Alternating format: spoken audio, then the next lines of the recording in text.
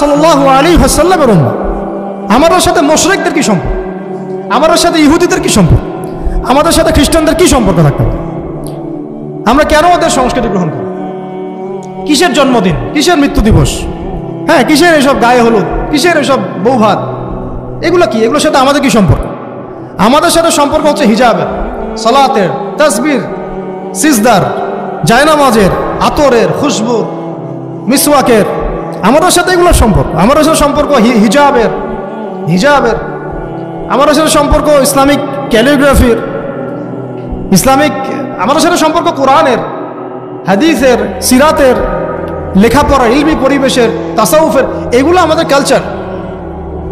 তো কালচার খুব important. Culture থেকে দূরে সরে গেলে আমাদের আকীদা নষ্ট হয়ে যায়। আল্লাহ পাক আমাদেরকে আমাদের কালচার ধরে রাখার তৌফিক দান করেন। আমি আমার মেয়ের সাথে একটু আগে খেলছিলাম, তো তখন তাকে দেখে আমার কাছে মনে হলো যে আমি আমার মেয়ের জন্য কোন কোন বিষয়গুলোতে বেশি নসিহত করার প্রয়োজন বোধ করব। আমি কিভাবে আমার মেয়েকে বড় করতে চাই। আমি আমার মেয়ের জন্য যা পছন্দ করি, আমার বোনের জন্য যা পছন্দ করি, আমার মায়ের জন্য যা পছন্দ করি, আমার স্ত্রীর জন্য যা পছন্দ করি, আমার উচিত আমাদের উম্মার বোনদের জন্য তাই পছন্দ করা। তো এটাকে নিজের মতো করে চিন্তা করে আমি ভাবলাম যে আমার মেয়ে হলে আমি এই 10টা নসিহত করব। তো সেই 10টা পয়েন্ট আমি লিখে নিয়ে আসছি। তো কথা না বাড়িয়ে আমি শুধু মূল পয়েন্টগুলো দিকে আপনাদেরকে ফোকাস করতে চাই।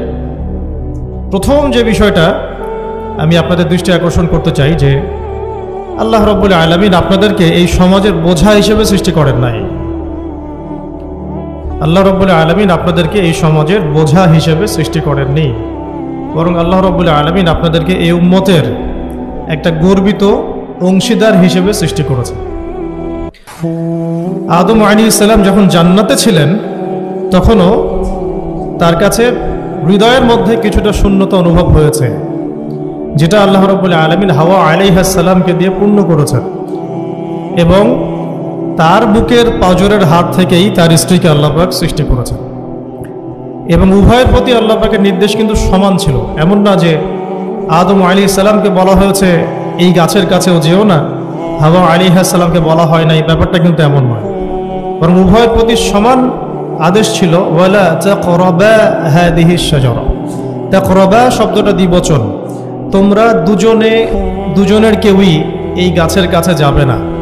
অর্থাৎ আল্লাহ পাকের যে আদেশগুলো আসমানি কিতাবের মাধ্যমে আমাদের কাছে এসেছে, এগুলো নারী এবং পুরুষের জন্য সমান। ক্ষেত্র বিশেষে কিছু কিছু সূরতে আমলের, চলাফেরার, উসুলের কিছু পার্থক্য আছে, কিন্তু আমভাবে প্রত্যেকটা নসিহত এবং আদেশ কিন্তু নারী পুরুষ সবার জন্য সমান।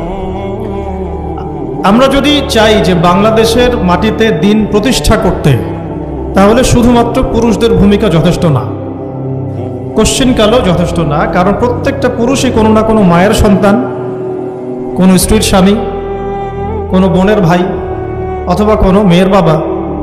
তাহলে যদি শুধু পুরুষবাচক শব্দে আমরা সমাজ সংস্কার করতে যাই, আমরা ব্যর্থ হব।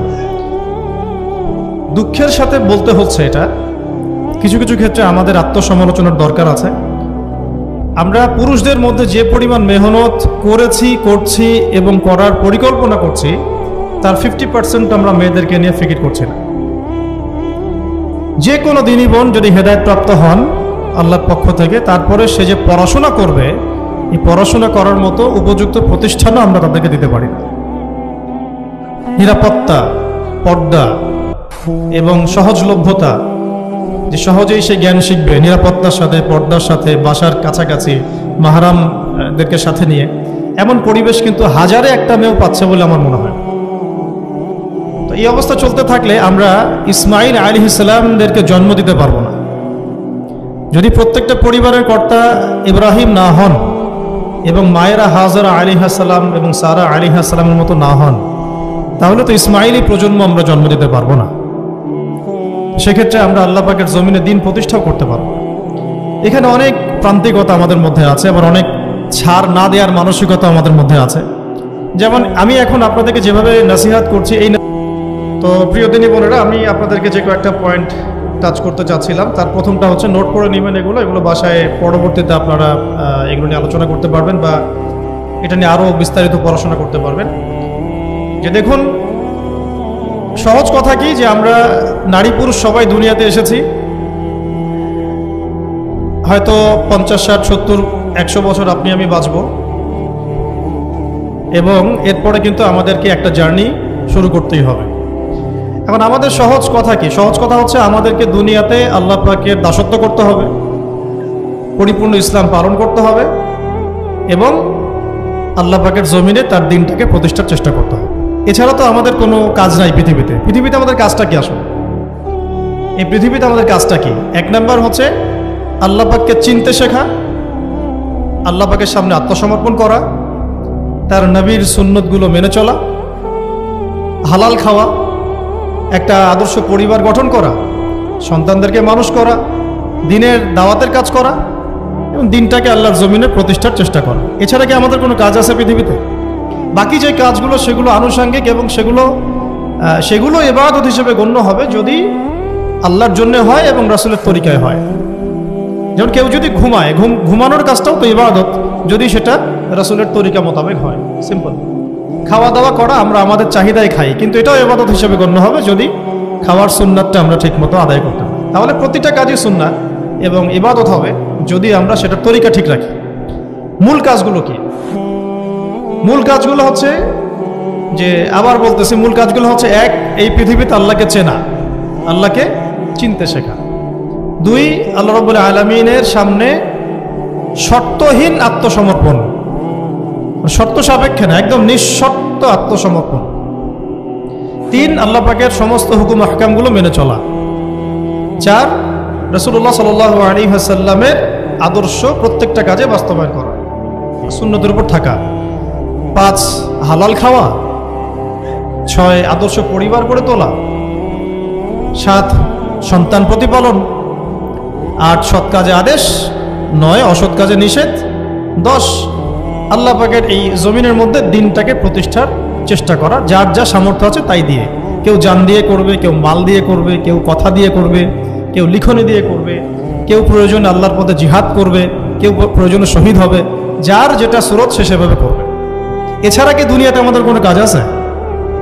এই কাজগুলোর মধ্যে, এই কাজগুলোকে যদি আমরা বাস্তবায়ন করতে পারি তাহলে দুনিয়াতেও সফল হব ইনশাআল্লাহ, পরকালেও জান্নাতে যাবো ইনশাআল্লাহ। এই তো, এই কাজগুলো যদি আমরা বাস্তবায়ন করতে পারি দুনিয়াতেও সফল হব ইনশাআল্লাহ, এবং পরকালেও জান্নাতে যাবো ইনশাআল্লাহ। এক্ষেত্রে এই গন্তব্য হাসিল করার জন্যে যে কাজটা সবার আগে দরকার, এতক্ষণ যেগুলো বললাম, এই গন্তব্যটা হাসিল করার জন্য সবার আগে যে কাজটা দরকার সেটা হচ্ছে সেটা হচ্ছে শরিয়াতের একটা ন্যূনতম জ্ঞান অর্জন করা। শরিয়াতের ন্যূনতম একটা জ্ঞান অর্জন করা। শরিয়াতের ন্যূনতম জ্ঞান বলতে আমি কি মিন করছি, কি বুঝাচ্ছি? আমি বোঝাচ্ছি কমপক্ষে আপনাকে বিশুদ্ধ করে কোরআন তেলাওয়াত করা শিখতে হবে, 1 নাম্বার। এর সাথে আপনাকে আরবি ভাষা কিছুটা হলেও শিখতে হবে যাতে আপনি কোরআনটা বুঝতে পারেন। 3 নাম্বার হচ্ছে হাদিস শাস্ত্র পড়ার যোগ্যতা আপনাকে অর্জন করতে হবে, মানে হাদিস পড়াশোনা করতে হবে। 4 নাম্বার নবী সাল্লাল্লাহু আলাইহি ওয়াসাল্লামের পবিত্র সিরাত অর্থাৎ জীবনী, এটা আপনাকে পড়তে হবে। মনে থাকবে তো? লিখে নেন। 5 নাম্বার হচ্ছে, 1 নাম্বার কি বলেছিলাম? বিশুদ্ধ কোরআন তিলাওয়াত। তারপরে বলেছি আরবি ভাষা শিক্ষা করা। তারপরে বলেছি হাদিস পাঠ। তারপরে বলেছি সিরাত পাঠ। 5 নাম্বার হচ্ছে আকীদা বিশুদ্ধ করা। আকীদা বিশুদ্ধ করা। আকীদার অনেক কিতাব আছে এবং আকীদার আর অনেক দার্সও আছে, এটা নিয়ে আমরা পরে আলোচনা করব ইনশাআল্লাহ।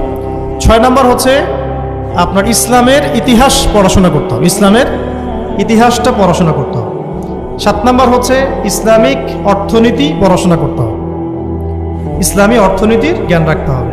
8 নাম্বার ইসলামিক পারিবারিক জীবন ব্যবস্থার জ্ঞান অর্জন করতে হবে, ইসলামিক পারিবারিক জীবন ব্যবস্থার জ্ঞান অর্জন করতে হবে। 9 নাম্বার সন্তান প্রতিপালন কিভাবে করতে হয়, ইসলামিক প্যারেন্টিং এর জ্ঞান অর্জন করতে হবে। 10 নাম্বার হচ্ছে যে ফিকহ এর জ্ঞান অর্জন করা। ফিকহ মানে হচ্ছে তুলনামূলক যে মাসলা মাসাইলগুলো না জানলে আমরা আমল করতে পারবো না, এই মাসলা মাসাইলগুলো জেনে নেওয়া, যেটাকে আমরা বলি যে ফরজে আইনের জ্ঞান, ফরজে আইনের জ্ঞান। তাহলে এখানেও 10টা পয়েন্ট বের হয়ে আসলো, তাই না? তাহলে আমার সাথে একটু রিপিট করেন। প্রথমে বলেছি ইলম অর্জনের ক্ষেত্রে আপনাকে কোরআনের আগে কোরআন দিয়ে শুরু করতে হবে, মানে কোরআন যিনি তেলাওয়াত করতে পারেন না তিনি হতভাগা, মুসলিম পরিবারে জন্মগ্রহণ করেও যিনি কোরআন তেলাওয়াত করতে পারেন না, আমি মনে করি না এই পৃথিবীতে তার চেয়ে হতভাগা কেউ আছে, আমি মনে করি না। মানে কোরআনের সাথেই সম্পর্ক নাই, মানে আল্লাহর কিতাবই সে তেলাওয়াত করতে পারে না, তো সে এই পৃথিবীর সম্পদ নয় বরং বোঝা। আল্লাহ পাক আমাদের সবাইকে আল্লাহর কিতাব শেখার তৌফিক দান করুন। এক নাম্বার, এখান থেকে শুরু হবে পড়াশোনা। আগেই একটা আদনান ভাইয়ের বই নিয়ে নিলাম, আগে একটা অমুক স্কলারের বই নিয়ে নিলাম, আগে একটা তমুক স্কলারের বই নিয়ে নিলাম, এভাবে পড়াশোনা শুরু করতে হয় না। পড়াশোনা শুরুটাই হবে আপনার কোরআন থেকে, সব বন্ধ, আগে কোরআন তেলাওয়াত থেকে শুরু করতে। তারপরে আপনি আরবি ভাষায় আসবেন, হাদিস পড়বেন, সিরাত পড়বেন, ইতিহাস পড়বেন, অর্থনীতি পড়বেন, আস্তে আস্তে পড়বেন। এভাবে ফিকহের জ্ঞান, আকিদার জ্ঞান, সন্তান প্রতিপালন, ইসলামিক এই জীবন ব্যবস্থা বা পারিবারিক জীবন ব্যবস্থার জ্ঞানগুলো অর্জন করা। তো ইনশাআল্লাহ আমরা এই জ্ঞানগুলো অর্জনের চেষ্টা করবো তো ইনশাআল্লাহ। এখন কঠিন প্রশ্ন হচ্ছে, এখন আমি তো বললাম একটা তাত্ত্বিক কথা বললাম, এখন আপনিও জানেন আমিও জানি, এইটা আপনি এখন কিভাবে করবেন, কিভাবে করবেন, সম্ভব কিনা আপনার পক্ষে? কারণ এখানে অনেকেই, বেশিরভাগই হয়তো বা জেনারেল ব্যাকগ্রাউন্ডের মানুষ, যারা অনার্সে পড়েছেন, মাস্টার্স পড়েছেন, বা এখন ফ্যামিলি লাইফে আছেন, কেউ কখনোই মাদ্রাসার দুয়ারেও যেতে পারেন না।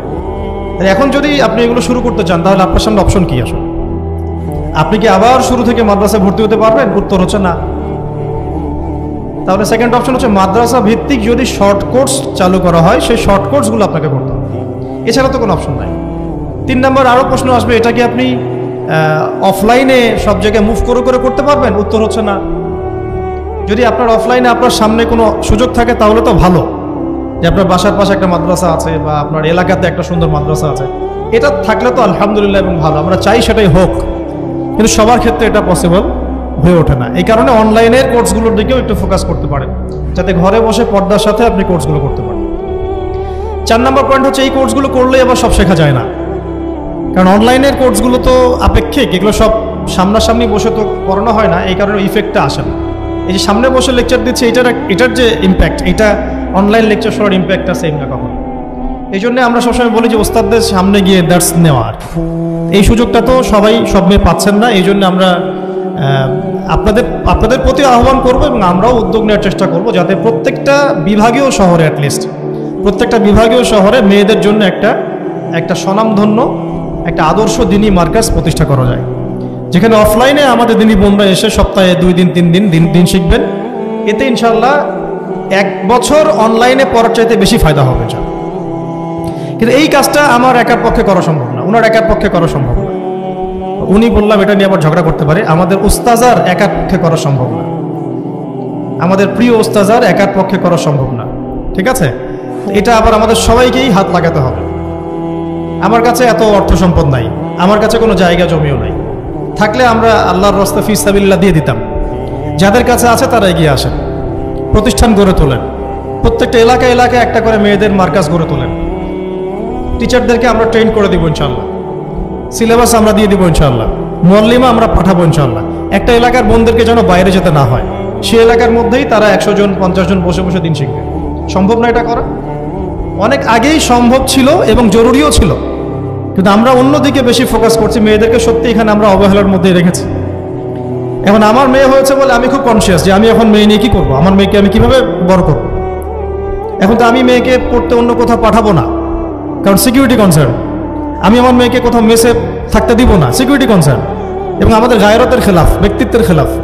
তাহলে আমার মেয়েকে পড়াশোনা করানোর জন্য আমাকেই প্রতিষ্ঠান গড়ে তুলতে হবে, এবং এমন প্রতিষ্ঠান যেখানে আমার মেয়ে দুনিয়াবি জ্ঞানও পাবে, পরকালের জ্ঞানও পাবে। এটা তো অ্যাভেলেবল না। তো অ্যাভেলেবল হবে কখন? যখন সবাই হাত লাগাবো।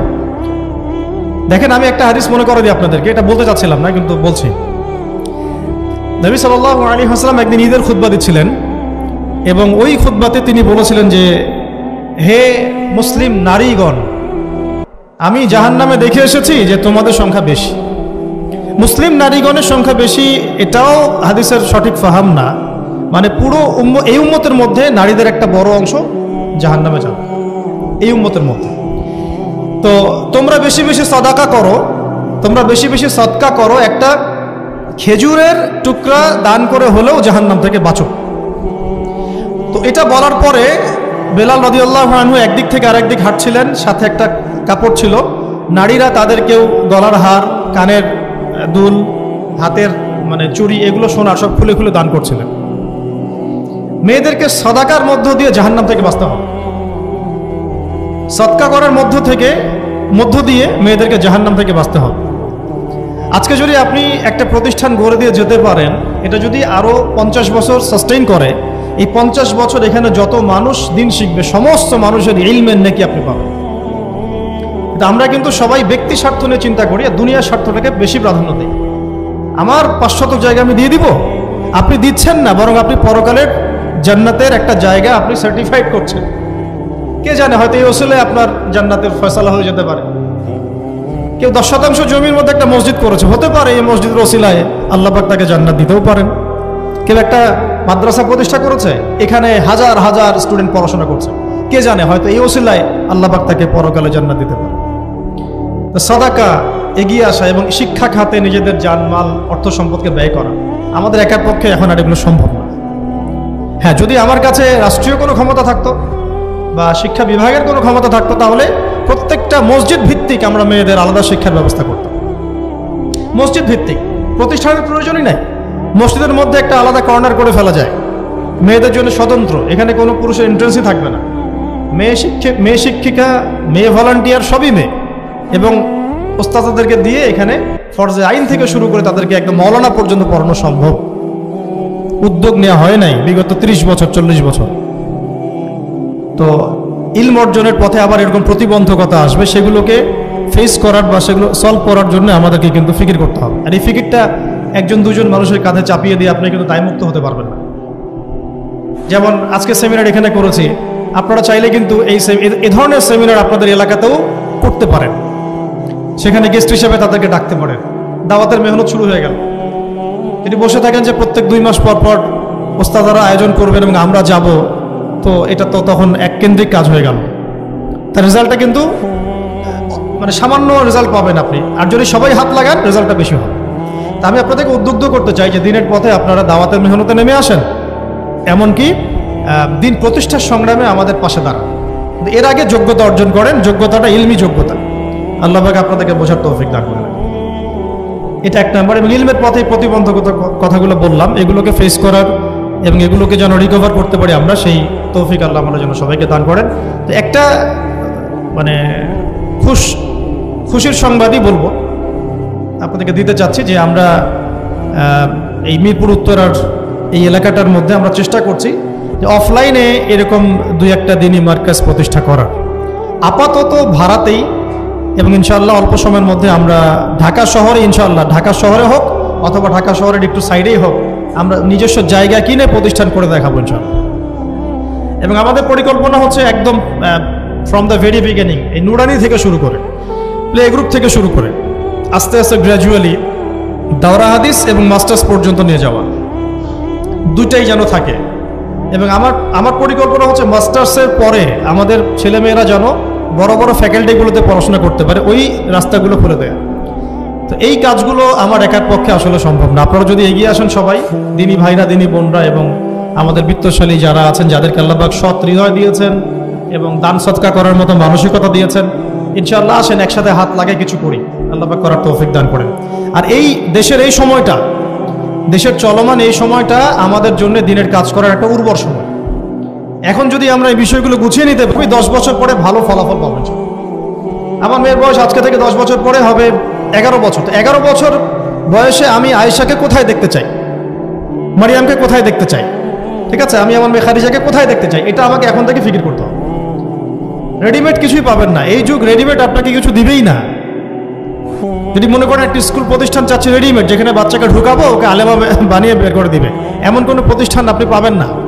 রেডিমেড কিছু হয় না, নিজের অনেক কন্ট্রিবিউশন লাগে এখানে। শুধু প্রতিষ্ঠান, শুধু কিতাব কখনোই একজন ব্যক্তির ভবিষ্যৎ গড়তে পারবে না। শুধু প্রতিষ্ঠান, শুধু কিতাব পারবে না। তো অনেক গভীরে চলে যাচ্ছি, মূল কথাটা আশা করি বোঝাতে পেরেছি। ইলম যেমন অর্জনও করতে হবে, ইলম মানুষের কাছে সহজলভ্য করার প্ল্যাটফর্মও তৈরি করতে হবে। আল্লাহ পাক আপনাদের সবাইকে এগিয়ে আসার তৌফিক দান করেন। আমি আসেন শুরু করি, আমরা শুরু করি ইনশাআল্লাহ।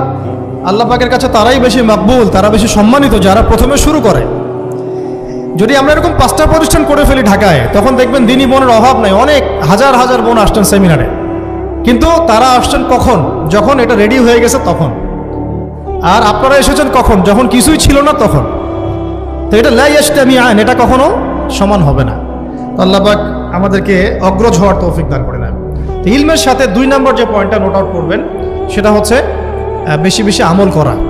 আমলবিহীন ইলমের কোনো মূল্য নাই। আমলবিহীন ইলমের কোনো মূল্য নাই। এখন আমল করাটা কি খুব কঠিন? আমি আপনাদেরকে আমার ওস্তাদের একটা কথা বলি। আমার ওস্তাদ আমাদেরকে শিখিয়েছেন, বলেছেন যে আমল প্রতিদিন করা, অল্প হলেও প্রতিদিন করা। প্রতিদিন আপনি 10 পারা পড়তে পারবেন না হয়তো, ঠিক আছে, 2 পৃষ্ঠা পড়েন। প্রতিদিন আপনি হয়তো 20টা হাদিস পড়তে পারবেন না, 2টা হাদিস পড়েন। প্রতিদিন হয়তো আমরা তাহাজ্জুদ, চাশত, আওয়াবিন, ফরজ, সুন্নাহ সব একসাথে হয় না, তাই না? তো ঠিক আছে, আপনি 8 রাকাত করে পড়তে পারছেন না, 2 করে না হয় পড়েন। 2 রাকাত তাহাজ্জুদ পড়েন, তাহাজ্জুদের হক আদায় হয়ে গেল।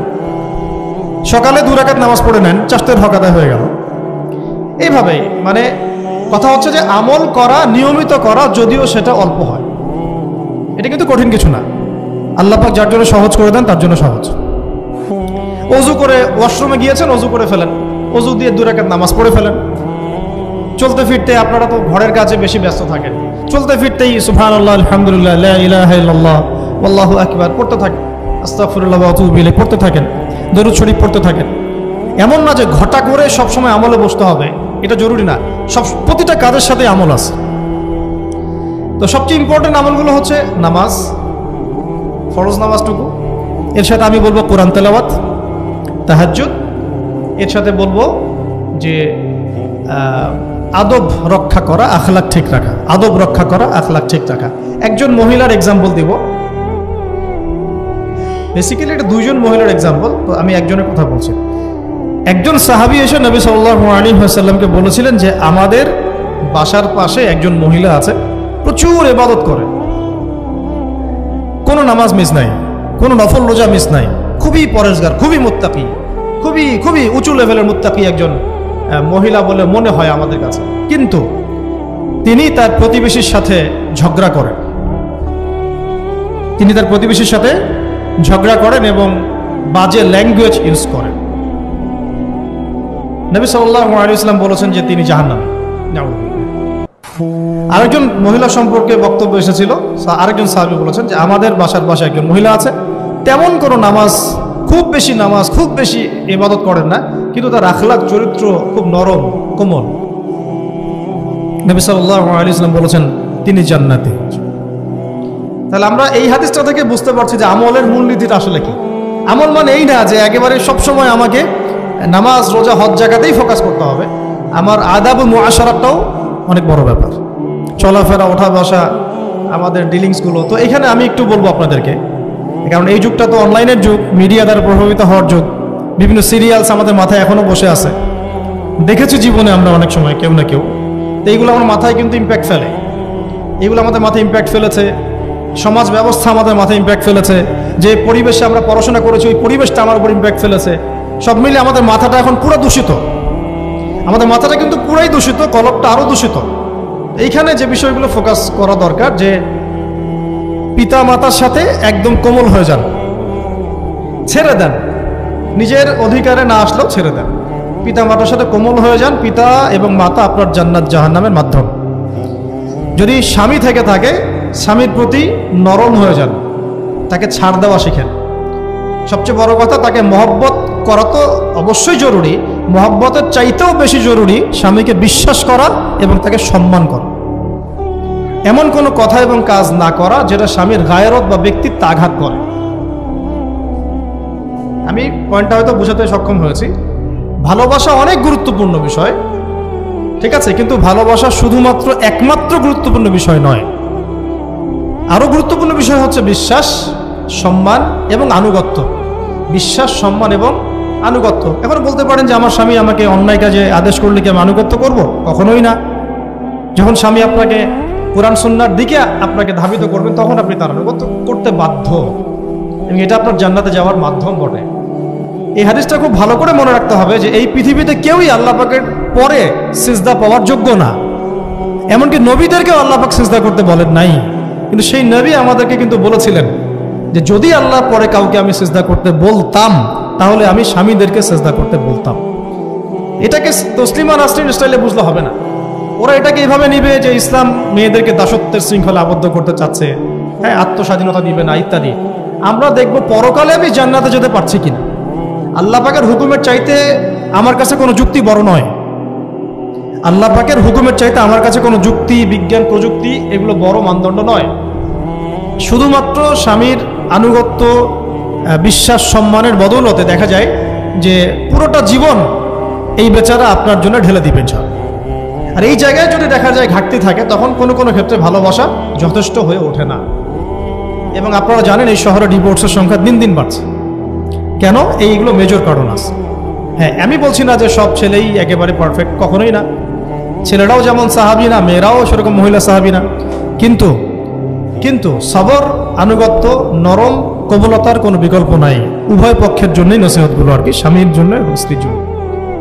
আরেকটা বিষয় হচ্ছে যে স্বামীর পরিবার নিয়ে খোঁটা না দেওয়া, স্বামীর যে বাবা মা ভাই বোন এই ব্যাপারগুলো নিয়ে খোঁটা দেওয়া না দেওয়া বা খোঁচাখুচি না করা, এবং তার যে অবদান আপনার প্রতি এটাকে অস্বীকার না করা, কুফরি না করা। একটা হাদিসের মধ্যে নবী সাল্লাল্লাহু আলাইহি ওয়াসাল্লাম কিন্তু বলেছেন যে বেশিরভাগ নারীর জাহান্নামে যাওয়ার কারণ কি? সাহাবীরা জিজ্ঞাসা করেছিলেন, তিনি বলেছেন তারা কুফরি করে। কি কুফরি করে? তারা কি আল্লাহর সাথে কুফরি করে? নবীজি বলেছেন না, বরং তারা সারা জীবন স্বামীর যে দিয়ে যাওয়া যে স্যাক্রিফাইস বা অধিকার, এটাকে হঠাৎ করে অস্বীকার করে বসে, হঠাৎ কোনো একদিন অস্বীকার করে বসে। এটার কারণে দেখা যায় আল্লাহ পাক নারাজ হয়ে যান। আল্লাহ রাব্বুল আলামিন তো একজন ব্যভিচারী নারীকেও জান্নাত দিয়েছেন মাত্র কুকুরকে পানি পান করানোর কারণে। আবার একজন নারীকে বিড়াল বেঁধে রেখে কষ্ট দেওয়ার কারণে জাহান্নামে দিয়েছেন। তো জবান এমনই একটা কঠিন জিনিস, যেটাকে নিয়ন্ত্রণে না রাখলে আমাদের জন্য ক্ষতি হবে। আল্লাহ পাক আমাকে আপনাদের সবাইকে জবান হেফাজতে রাখার তৌফিক দান করে দেন। আর কিছু বিষয় হচ্ছে, কিছু শাসন সমাজে থাকে, মানে পরিবারের মধ্যে থাকে। এই শাসনগুলো কখনোই মেয়েদেরকে বিপথে নিয়ে যাওয়ার জন্য নয়, বরং যে আপনাকে মহব্বত করবে সেই আপনাকে শাসন করবে। যে আপনাকে মহব্বত করে সেই কিন্তু আপনাকে শাসন করবে। যার আপনার ব্যাপারে কোনো কেয়ার নাই সে কিন্তু আপনাকে শাসন করতে আসবে না। আপনি কোথায় যান, তার তো কোনো যায় আসবে না। আর যে আপনাকে চাইবে, জোর করে টেনে নিয়ে আসতে চাইবে জান্নাতের পথে, সে কিন্তু আপনার উপর মাঝে মাঝে শাসন করতে পারে। ওই অধিকারটুকু দিতে হবে। আর আমাদের মেয়েদেরকে ওই মেজাজেও তৈরি করতে হবে। তো পারিবারিক বিষয়গুলোর ক্ষেত্রে আসছিলাম, এটা একটু পরে আবার আসছি ইনশাআল্লাহ, যে ইলমের সাথে আমলটা খুব জরুরি। এবং আমলের ক্ষেত্রে শুধু নামাজ, রোজা, হজ, যাকাত এটাকে আমি মিন করছি না। মিন করছি যে আমার বাবার সাথে সম্পর্ক, মায়ের সাথে সম্পর্ক, আত্মীয়দের হক আদায় করছি কিনা, প্রতিবেশীর সাথে রিলেশন ঠিক আছে কিনা, এবং স্পেশালি পরিবারের স্বামীর সাথে আমার এই বিষয়গুলো ঠিক আছে কিনা। তো এগুলো যদি ঠিক থাকে, অল্প আমল যথেষ্ট হয়ে যাবে ইনশাআল্লাহ। আল্লাহ পাক আমাদেরকে ইলম অনুযায়ী আমল করার তৌফিক দান করেন, আমিন। 3 নাম্বার আমি পয়েন্ট নোট আউট করছিলাম মেয়েদের জন্য, যে আমি আমার মেয়েকে নসিহত করতাম যে বেশি বেশি দান সদকা করতে, বেশি বেশি দান সদকা করতে। মেয়েদের জন্য স্পেশালি সাদাকাটা বেশি করা উচিত। ছেলেরা তো সাদাকা করে, কম বেশি কিন্তু করে, যেহেতু তারা বাইরে থাকে। তো আপনারা সাদাকা করার জন্য যদি স্বামীর অর্থ আপনাদের কাছে নেন, এটা দোষের কিছু না। চেয়ে নেওয়া, বলে নেওয়া, তাদের কাছ থেকে অর্থ নিয়ে সাদাকার একটা অংশ রাখা। দেখেন, আবু বকর রাদিয়াল্লাহু আনহুর নাম তো সবাই শুনেছেন। তিনি যখন খলিফা হয়েছিলেন, তখন তার স্ত্রী কিছু কিছু করে সম্পদ জমিয়ে রাখতেন, খাবার জমিয়ে রাখতেন। পরে একদিন ভালো একটা খাবার রান্না করে খাইয়েছেন ওই জমিয়ে রাখা খাবার থেকে। এখান থেকে একটা বিষয় বুঝতে পারলাম, সম্পদ সেভ করা শিখতে হয়। একদম আমার ইনকাম আছে বলি যে একদম পুরো 1 লাখ টাকা ঢেলে দিতে হবে মাসে, জরুরি না। 10,000 টাকা করে সেভ করার চেষ্টা করেন। হয়তো এই 10,000 টাকা একটা পরিবারের ভরণ পোষণের জন্য যথেষ্ট হয়ে যাবে। ওই সেভ করা টাকাটা যদি আমি কালকে দান করে দিই আল্লাহর রাস্তায় বা অন্য কোনো মানুষকে, তার 1 মাসের খরচ হয়ে যাবে, বিশাল একটা উপকার হবে। আমরা কিন্তু কিছু টাকা পাইলেই কসমেটিক্স, নতুন জুয়েলারি, ঠিক আছে, নতুন কি আসলো বাজারে, নতুন কসমেটিক্স আর কি, তো এইগুলোর দিকে বেশি ফোকাস করি। তো এখান থেকে টাকা একটু জমিয়ে আমরা যদি আল্লাহর পথে ব্যয় করার চিন্তা করি, পরিবারে বরকত আসবে। এই জন্য সম্পদকে মূল্যায়ন করা, রিজিক আল্লাহ পাক দিয়েছেন বলেই সব যে ঢেলে দিতে হবে, এটা ভালো না, এই কাজটা ঠিক না। আল্লাহ পাক আজকে আপনাকে হয়তো 1 কোটি টাকা দিয়েছেন, কালকে আল্লাহ না করুক 1000 টাকার জন্য মানুষের কাছে হাত পাততে বাধ্য করতে পারেন আল্লাহ পাক। এমনও কিন্তু দিন আসতে পারে, দিন সবসময় সমান থাকে না। আজকে আপনার কাছে 1 কোটি টাকা আছে, কিছু মনে হচ্ছে না। কালকে কে জানে, আল্লাহ না করুক, যে 1000 টাকা কারো কাছে চাইতে হচ্ছে, 1000 টাকার জন্য ঠেকে গেছে, হতে পারে না? তো রিজিককে মানুষ তাজিম না করলে রিজিক দূরে চলে যায়। দুটো বিষয় খেয়াল রাখবেন, দুটো বিষয়। এক হচ্ছে মাঝে মাঝে মনের মধ্যে কিছু আমল করার ইচ্ছা আসে, আসে না? মনে হলো যে আচ্ছা একটু 10টা আয়াত পড়ি, মনে আসে না মাঝে মাঝে? এমন মনে হয় না? ওই সময় এই যে মনের মধ্যে যে এই ইরাদাটা জাগ্রত হওয়া, এটাকে আমরা বলি ওয়ারিদ। অন্য ভাষায় আপনি বলতে পারেন মেহমান। কি বলতে পারেন? এটা আল্লাহর পক্ষ থেকে আপনার কলবের মধ্যে মেহমান হিসেবে এসেছে। এখন আপনি যদি আমলটা করেন, সেই মেহমান বারবার আপনার কলবে আসবে। যদি আপনি ওই সময় আমলটা না করেন, মেহমান চলে যাবে, মেহমান অসম্মানিত হলে পরে আর আসবে না। একইভাবে রিজিক আল্লাহ পাক দিয়েছেন, এর তাজিম যদি করতে পারেন রিজিক বেশি আসবে। রিজিকের তাজিম সম্মান করতে না পারলে রিজিক আসবে না, বেশি কমে যাবে। উসমান রাদিয়াল্লাহু আনহু সবচেয়ে ধনী ছিলেন না? কেন জানেন? কেন? এটা কি জানেন কেন ধনী ছিলেন? একে তো তিনি প্রচুর দান সদকা করতেন, এটা তো আপনারা জানেনই। আরেকটা জিনিস অনেকে জানে না, তিনি উটের পিঠে বসেছিলেন, কিছু একটা খাচ্ছিলেন, এই 2-1টা দানা পড়ে গেছে নিচে। উটের পিঠ থেকে নেমেছেন, নেমে সেই দানা উঠিয়েছেন, পরিষ্কার করেছেন, ধুয়েছেন, আবার খেয়েছেন। তার এই 2-4টা দানার কোনো কিন্তু মানে পরোয়া না করলেও চলে, তার প্রচুর অর্থ সম্পদ আছে। এত অর্থ সম্পদ যে তাবুক যুদ্ধের দিন 30,000 সেনাবাহিনীর দায়িত্ব নিয়েছেন। 30,000 সেনাবাহিনীর দায়িত্ব নিয়েছেন। সেনাবাহিনী যাবে, থাকবে, খাবে, তাঁবু টাঙাবে, সব দায়িত্ব তার। 30,000 সেনাবাহিনীর দায়িত্ব নেওয়া কি চারটাখানি কথা? তো এই সাহাবী এই কয়েকটা খাবারের দানা উঠিয়ে খেলেন। নবী সাল্লাল্লাহু আলাইহি ওয়াসাল্লাম বলেছিলেন যে তোমাকে আল্লাহ পাক রিজিক বাড়িয়ে দিবেন না কেন? তুমি রিজিকের যে তাজিম, যে সম্মান তুমি করো, এর বদৌলতে আল্লাহ পাক তোমাকে বেহিসাব রিজিক দিবেন। দুইটা বিষয় খেয়াল রাখবো। আমলের মেহমান হৃদয়ের মধ্যে আসলে তাকে ফিরায় না দেওয়া, তাহলে সেই মেহমান কিন্তু আর আসবে না। মেহমানকে মূল্যায়ন করলে মেহমান বারবার আসবেন সব। আর রিজিকের তাজিম না করলে রিজিক কিন্তু আপনার ঘরে বেশি বেশি আসবে না। এমনি তো হারামের যুগ, এমনি সুদের যুগ, এমনি ঘুষের যুগ। অলমোস্ট এভরি ফ্যামিলি সুদখোর এখন, অলমোস্ট এভরি ফ্যামিলি। মেয়ের স্পেশালি যারা শাশুড়ি টাইপের, আপনারা মাইন্ড করেন না, তাদের সাইকোলজি যে এতই নিচে নেমে গেছে এখন যে আমার মেয়ে জাহান্নামে যায় যাক, হ্যাঁ আমার মেয়ে জাহান্নামে যায় যাক, সমস্যা নাই, দুনিয়াতে সে যেন ভালো থাকে। এটা কেন বললাম?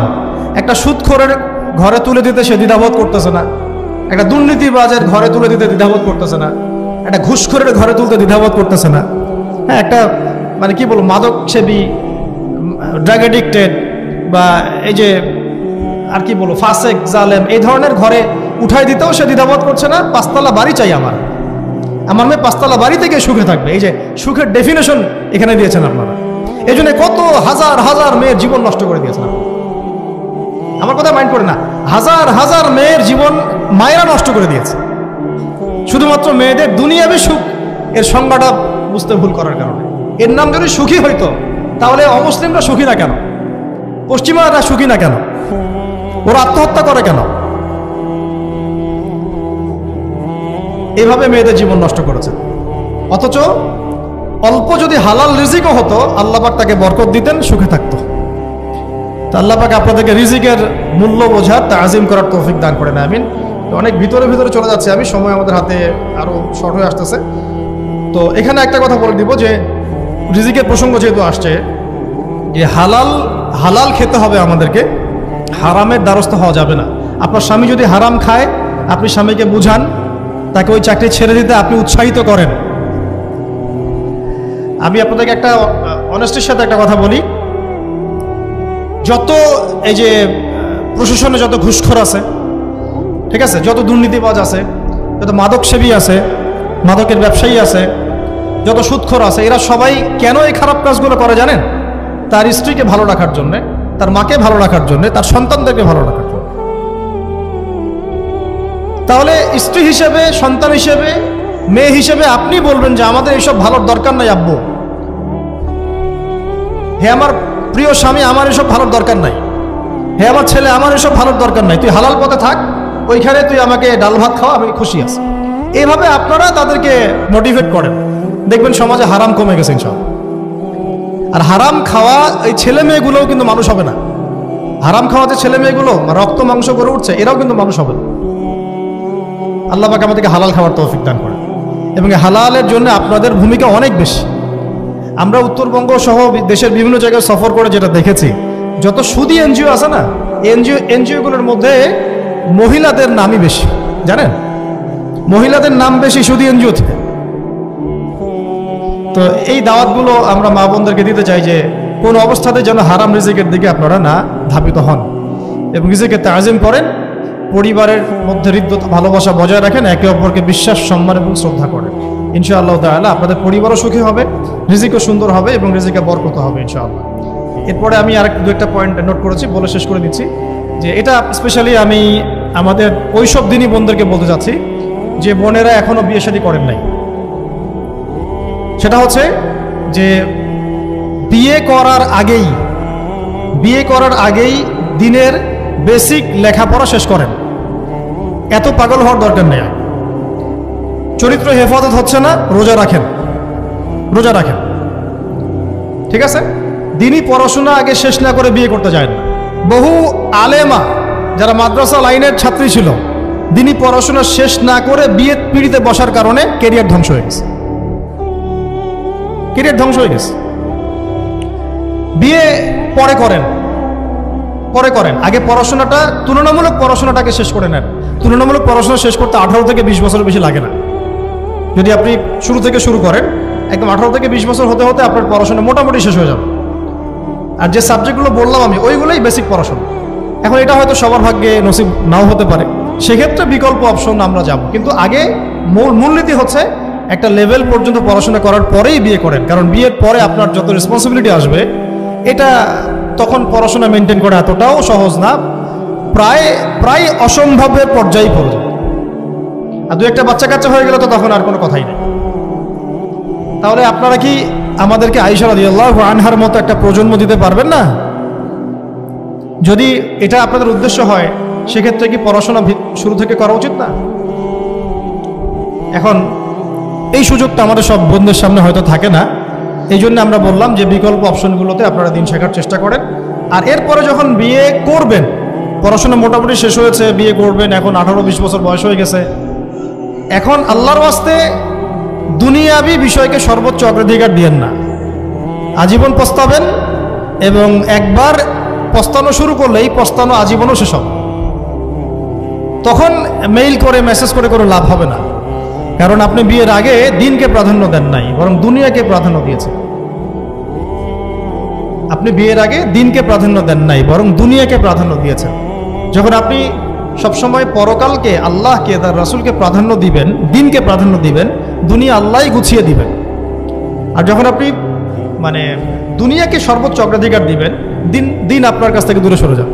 দিনের একটা গায়রত আছে, একটা ব্যক্তিত্ব, দিনের একটা স্বতন্ত্র গায়রত আছে, সে সবার কাছে ধরা দেয় না। যেটাকে মূল্যায়ন করে তার কাছেই দিন আসে, যেটাকে মূল্যায়ন করে না তার কাছে দিন আসে না। দিনদার ছেলেকে প্রাধান্য না দিয়ে বিয়ে করতে যায় না, জীবনটা ধ্বংস হয়ে যায়। হ্যাঁ, আমি বলছি না দিনদার ছেলে মাদ্রাসাতেই থাকে না, ইঞ্জিনিয়ার লাইনেও থাকতে পারে, ডক্টরও হতে পারে, ইঞ্জিনিয়ারও হতে পারে, কিন্তু এটা বাহ্যিকভাবে এটাকে জাস্টিফাই করাটাও ডিফিকাল্ট। কিছু কিছু ক্রাইটেরিয়া দেখে আপনি একটু আন্দাজ করতে পারেন, পুরোপুরি হয়তো কখনোই বুঝতে পারবেন না। সেটা হচ্ছে দিনের প্রতি তার ফিকির কেমন, দিন নিয়ে তার কাজ কেমন, তার লাইফস্টাইল কেমন, তার পরিবার কেমন, কোন পরিবেশে সে বড় হয়ে উঠেছে, তার একাডেমিক্যাল সার্টিফিকেট কেমন, তারপরে তার দাওয়াতের মেহনতে অ্যাক্টিভিটিস আছে কিনা, বা ব্যবসা হালাল কিনা, বা চাকরিটা হালাল কিনা, নামাজ ঠিক আছে কিনা, তার মধ্যে সুন্নাহ আছে কিনা, এগুলো কিছু কিছু বাহ্যিক সাইন যেগুলো দেখে আমরা একটা আইডিয়া নিতে পারি। তারপরে বলবো যে এখানে 100% আপনি এনশিওর হতে পারবেন না, ওইটা আল্লাহ পাকের হাতে। তো ওইটাও যদি এনশিওর করতে চান তাহলে কি করতে হবে? তাহলে নিজেকে দিনদার হতে হবে। আমি নিজে যদি ভালো দিনদার হই তাহলে ইনশাআল্লাহ আল্লাহ পাক আমাকে দিনদার স্ত্রী দিবেন। নিজে দিনদার না, তাহলে কি রেডিমেড দিনদার ছেলে আসবে? কখনই আসবে। দোয়া করতে হবে, রব্বানা হাব লানা মিন আজওয়াজিনা ওয়া যুররিয়াতিনা কুররাতা আ'য়ুন ওয়াজআলনা লিল মুত্তাকিনা ইমামা। দোয়া করতে হবে যে রব্বি হাবলি মিনাস সালিহিন, রব্বি হাবলি মিন লাদুনকা যুররিয়াতান তাইয়্যিবা ইন্নাকা সামিউদ দুআ। এই বিষয়গুলো থেকে খেয়াল রাখবেন। আর শরীয়তের মেজাজ মাথায় রাখা। শরীয়তের মেজাজের কথাটা আজকে এই জন্য বলছি যে আমরা আমাদের দেশে যে প্রবলেমটা দেখি, ইসলামের পূর্ণাঙ্গ বিষয়গুলো মানুষ মাথায় রাখতে চায় না। ইসলামে যেমন নামাজ, রোজা, হজ, যাকাত আছে, ইসলামে কিন্তু দাওয়াত, তাবলিগ, জিহাদও আছে, তাই না? ইসলামে কিন্তু শরিয়া আইনও আছে, হুদুদ, কিসাস আছে, ইত্যাদি আছে। আমাদের সমাজে দেখেন নামাজ শব্দ পরিচিত, কিন্তু কিসাস শব্দ পরিচিত না। কিসাস মানে কয়জন জানেন যে কিসাস শব্দ অর্থ কি? অনেকেই জানে না। কিন্তু কিসাস একটা কোরআনের একটা ফান্ডামেন্টাল বিধান, যে কেউ যদি আপনার চুরি করে হাত কেটে ফেলতে হয়, কেউ যদি ব্যভিচার করে বেত্রাঘাত করতে হয়, বিবাহিত হলে রজম করতে হয়, কেউ যদি মুরতাদ হয় তারও মৃত্যুদণ্ড শাস্তি আছে, কেউ শাতেমে রাসূলকে গালি দিয়েছে তারও মৃত্যুদণ্ড আছে। এরকম অনেক বিধান আছে, হুদুদ এবং কিসাস আছে। হত্যার বদলে হত্যা, চোখের বদলে চোখ, জানের বদলে জান। আমাদের সমাজে এগুলো পরিচিত না। নামাজ পরিচিত, কিন্তু তাসবিহ তাহলিল পরিচিত, ঠিক আছে? এরকমই সমাজেও বহু বিবাহ এটা অপরিচিত। হ্যাঁ, আপনি একটা বিয়ে করে বাইরে 4টা 5টা 6টা মেয়ের সাথে খারাপ সম্পর্ক করলে সমাজ এটাকে প্রমোট করে, এটাকে কাছে আসার গল্প নাম দেয় আর কি। কিন্তু একটা মেয়ের পুরো জীবনের রেসপন্সিবিলিটি আপনি নেবেন হালালভাবে, তখন সমাজ আপনাকে বাঁকা চোখে দেখবে, বিতর্কিত করবে। তো আমরা এখনো ওই ইসলামের ওই মেজাজে যাইতে পারি নাই। আমার মেয়েকে বড় করার সময় এটা তার মাথায় ছোট থেকে দেওয়া উচিত যে হ্যাঁ, ইসলামে কিন্তু বহু বিবাহের ব্যাপারও আছে, ওকে ওইভাবেই ওই মেজাজেই বড় করা উচিত। এখানে আরেকটা প্রশ্ন আসতে পারে যে এটা তো ঐচ্ছিক। অবশ্যই ঐচ্ছিক, কেউ চাইলে করতে পারে, কেউ চাইলে নাও করতে পারে, সবার উপর এটা ফরজ না, কখনোই না। এবং এটাকে আমরা বড় স্কেলে এটাই সুন্নত এটাও বলতে পারবো না। ওইটা একটা নির্দিষ্ট প্রেক্ষাপটে অ্যাপ্লাই করার বিষয় ছিল। যেমন উহুদের যুদ্ধ হয়ে গেছে, অনেক মেয়ে এতিম হয়ে গেছে, এখন এই মেয়েগুলোর দায়িত্ব কে নিবে? বহু বিবাহের ব্যাপারটাতে আসলো তখন সূরা নিসার আয়াত যে তোমরা এখন পছন্দ হলে মাসনা সুলাসা রুবা করতে পারো। এটা কাউকে ফরজ করা হয় না, কারো উপরে ফরজ করা হয় না, যার সামর্থ্য আছে তোমরা করতে পারো। খালাস, ওই মেয়েগুলোর দায়িত্ব নিয়ে নেওয়া হলো রাষ্ট্রীয়ভাবে, এবং তারা সম্ভ্রম পেল, সম্মান পেল, গার্ডিয়ানশিপ পেল, তাদের সমস্ত অধিকার ফিরে পেল। এটা ইসলামের একটা বিধান আছে। একেবারে এটাকে বাদ দিয়ে এটাকে অস্বীকার করা, কুফরি করলে কিন্তু কোরআনের সাথে আপনার কুফরি হয়ে যাবে। আপনার নিজস্ব রুচিবোধ থাকতে পারে যে আমি এটাকে পছন্দ করি না, সেটা আপনার ডিসিশন, এটা কোনো সমস্যার কিছু নেই। এমনকি ইসলাম আপনাদেরকে বলেছে যে মেয়ের অনুমতি ছাড়া তাকে বিয়েও দেওয়া যাবে না। সবার নিজস্ব জায়গা থাকতে পারে, কিন্তু ইসলামের প্রত্যেকটা বিধানকে মাথায় রাখা যে এটা ইসলামের একটা অংশ। না হলে আমরা অনেক সামাজিক সমস্যার সমাধান দিতে পারবো না। বাংলাদেশে এখন 6 লক্ষ মেয়ে আছে যারা এতিম, অবিবাহিতা, বিধবা, আরও বেশি। আমরা রাষ্ট্রীয়ভাবে তাদের কোনো ব্যবস্থা করতে পারবো না, সম্ভব না। তো এইখানে মেয়েদেরকে, যেহেতু মেয়েদের মধ্যে আমি কথাগুলো বলছি, এই জন্য আমি এই কথাটা টাচ করলাম যে ইসলামের পূর্ণাঙ্গ বিষয়গুলো আমাদের মাথার মধ্যে রাখা, যে আমাদের যেন এমন কোনো বিষয়কে অস্বীকার করে না বসে যেটা আবার আমাকে ঈমান থেকে বের করে দিবে। আমার নিজের আমল না হতে পারে, আমি নিজে সেটা পছন্দ না করতে পারি, বা আমার মতামত থাকতে পারে, সেটা আলাদা ইস্যুস। কিন্তু ইসলামের বিধানগুলোকে আমরা কোনোভাবে যেন ডিনাই করতে না যাই, এটা আমাদের মাথায় রাখতে হবে। আর এটা সমাজের কল্যাণের জন্যই আল্লাহ রাব্বুল আলামিনের পক্ষ থেকে একটা এখতিয়ার দেওয়া হয়েছে। আর দুটা বিষয় বলে শেষ করে দিচ্ছি, সেটা হচ্ছে ওই যে ইলমের কথা বলেছিলাম শুরুতে, এর সাথে আমি আমার ব্যক্তিগত জীবন থেকে বলছি আর 3টা জিনিস ইলমের সাথে খুব বেশি কানেক্টেড, এটা মাথায় রাখবেন। একটা হচ্ছে আদব। একটা কি? আদব। আদব রক্ষা করতে না পারলে ইলম অর্জন করতে পারবেন না। তাই আদব রক্ষা করার জন্য আমাদেরকে ওই জেনারেল লাইনে পড়াশোনার মেজাজটা ত্যাগ করে আসতে হবে। আমরা ওইখানে যে মেজাজে পড়াশোনা করি, ওই মেজাজটা আমাদেরকে একটু কর্পোরেট হতে শেখায়। মানে আমি বেতন দিয়েছি 500 টাকা, আমি 500 টাকার ক্লাস পাইলাম না কেন, তাই না? মেজাজটা এরকম আর কি। অথচ এখানে ওস্তাদের দোয়া নেওয়ার জন্য আমাদেরকে সিরিয়ালে দাঁড়িয়ে থাকতে হবে। এটা হচ্ছে এই প্ল্যাটফর্ম, এটা হচ্ছে ওই অন্য জায়গা। এখানে একজন নবী হয়েও মুসা আলাইহিস সালাম যুগের পর যুগ হাঁটছেন এমন একজন ব্যক্তির সাক্ষাতের জন্য যিনি তার চেয়ে বেশি জ্ঞানী, তার নাম খিদর আলাইহিস সালাম, যিনি তাকে সাথে নিতে চাচ্ছেন না। তিনি বলছেন যে ইন্নাকা লান তাস্তাতিআ মাইয়া সাবরা, তুমি তো আমার সাথে ধৈর্য ধরতে পারবে না। কিন্তু মুসা আলাইহিস সালাম তারপরও চললেন, বারবার প্রশ্ন করলেন, কিন্তু শেষ পর্যন্ত সম্পর্ক কিন্তু নষ্ট হয়ে গেল। মনে আছে কি হাদিস সূরা কাহফের কথা বলছে। তো এটা হচ্ছে এই ইলমের জায়গাটা এমন একটা ইলমের জায়গা যেখানে আদব রক্ষা না করলে ইলম পাওয়া যাবে না। আরেকটা বিষয় হচ্ছে তাসকিয়া, ইলম অর্জন করে ওস্তাদের কাছ থেকে দোয়া নেওয়া এবং আত্মশুদ্ধি অর্জন করা। মনের মধ্যে কোনো হিংসা না রাখা। আমাদের সবার এখন মনের মধ্যে যে হিংসা দিয়ে ভর্তি, হিংসাগুলোকে ছেড়ে দেন, মন বড় করে ফেলেন, আল্লাহর জন্য ছেড়ে দেন, হিংসা ত্যাগ করেন, গীবত করা বন্ধ করে দেন, অপবাদ দেয়া তো একেবারেই নিষেধ, পরশ্রী কাতরতা ছেড়ে দেন, মনটাকে একদম খালেস করে রাখেন। একজন সাহাবী সম্পর্কে নবীজি বলছেন, এই যে এখন যে সাহাবী ঢুকবে মসজিদে ও জান্নাতি, সবাই আগ্রহ নিয়ে বসে আছে, কে এসে ঢুকলেন জান্নাতি। পরের দিনও সেম কথা, এখন যে ঢুকবে সে জান্নাতি, সেম সাহাবী ঢুকলেন। পরের দিনও সেম কথা, এখন যে ঢুকবে সে জান্নাতি। সেম সাহাবী ঢুকলেন। এবার একজন সাহাবী কৌশল করে তার বাসায় গেলেন, দেখি তো কি আমল করে সে। তো দেখলেন তো রাত্রেবেলা তাহাজ্জুদে উঠতেছে না, এশার নামাজ পড়ে ঘুমায় গেছে, ফজরের নামাজে উঠল। 3 দিন থাকলেন, 3 দিন সেম সেম। তখন তিনি বললেন, আচ্ছা ভাই, তোমার ব্যাপারে নবীজি এরকম মন্তব্য করেছেন, তোমাকে তো এমন কোনো খাস আমল করতে দেখলাম না। তো তিনি বলছেন, আচ্ছা একটা বিষয় হতে